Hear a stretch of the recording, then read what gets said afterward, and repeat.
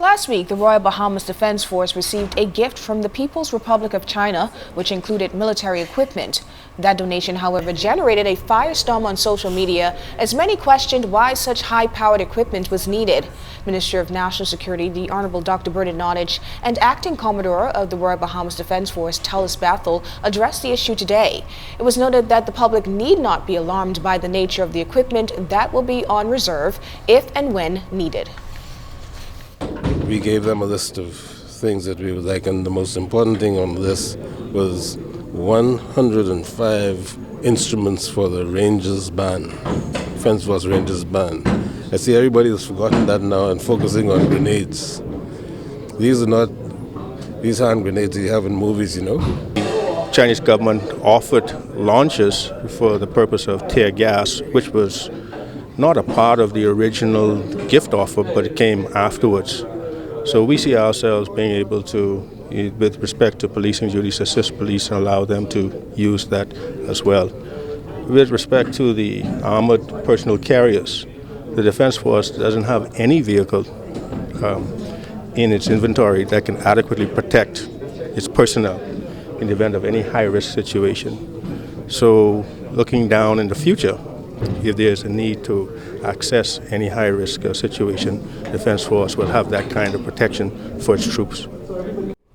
Meantime, political developments in Haiti are being closely watched by Defense Force teams. The Acting Commodore Talis Bethel says the armed organization is monitoring the turmoil in Haiti following the postponed elections, which can have direct implications for the security of our borders, as many may attempt to flee the country. But according to Bethel, the Defense Force has stepped up its patrols. We're in the process of a decentralization program, which automatically called for increase of patrols. So with respect to our strategy going forward, decentralizing our operations, we've been poised pretty much to have the increase in patrols that not only address the illegal migration situation, but also poaching and drug smuggling as well. With the number of Zika cases growing worldwide and the virus, which was detected in Jamaica, Haiti, and the U.S. getting closer to our jurisdiction, a Ministry of Tourism official is giving insight on how the country is being prepared. Director General Joy Jibrilu tells our Cleopatra Murphy that the ministry is not being idle. Director General of Tourism Joy Jibrilu says in the Bahamas, officials are taking a proactive approach in hopes of protecting the industry as Caribbean countries where the Zika virus has been detected begin to see travelers change plans. First of all, we're being guided by the Ministry of Health, the Ministry of Environment, but the Bahamas Hotel Tourism Association. So that's what's happening locally. In addition, we're in constant contact with our regional organizations. That's CTO, the Caribbean Tourism Organization, and CHTA, the Caribbean Hotel Tourism Association. At this point, she says tourism wants to see where the disease is being detected. No case of the virus has been reported in the Bahamas. The virus is particularly dangerous for pregnant women as it can cause abnormality in babies, leading them to be born with unusually small heads. Still, Jibrilu says measures are being taken to prevent the spread of the disease.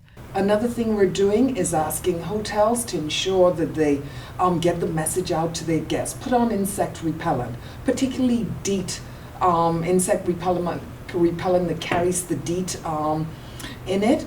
This is something clearly that the mosquito is not attracted to, does not like. The World Health Organization has declared the spread of the Zika virus as an international health emergency.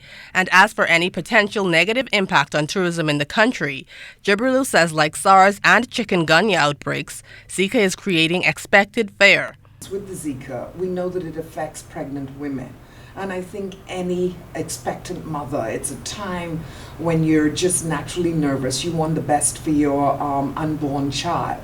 And so people probably will take precautionary measures, even though it may not be here. They'll say, I don't want to take that risk. To counteract those fears, she says the ministry intends to continuously update its website and drive the message home that the Bahamas is Zika-free, a state she is hopeful it will remain.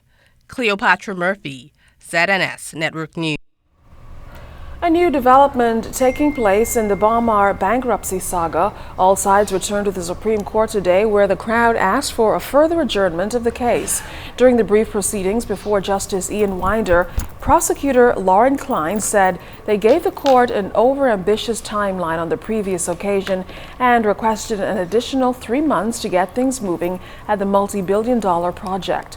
Klein noted that the government and the receivers have entered into an agreement for the convention center at Bahamas to be used to host a major conclave in March. He also noted that the government is in talks with China Exim Bank to have construction resume. At the same time, Klein said the government is being kept informed of the new developments, which are expected to result in the remobilization of Bahamas, paving the way for it to open. Now, all sides agreed to the adjournment. They're due back in court May 2nd. Significant movement expected in North Andros on the campus of the newly constructed Bahamas Agricultural and Marine Sciences Institute. The goal is to complete the facility following a season of setbacks spurred by a fire which destroyed one of the dorms. But the Agriculture Minister says all gears are in motion to advance the project to completion. Clint Watson reports. With the clearing down of the Bahamas Agriculture Marine Science Institute Mill Dormitory in North Andros now complete, reconstruction will convene to finish the much-anticipated project. Agriculture Marine Resources Minister, the Honorable V. Alfred Gray, confirmed the demolition took place over 2 weeks ago. But I can tell you the discussions are ripe, and an announcement should be made in the not-too-distant tomorrow about the reconstruction process of that building.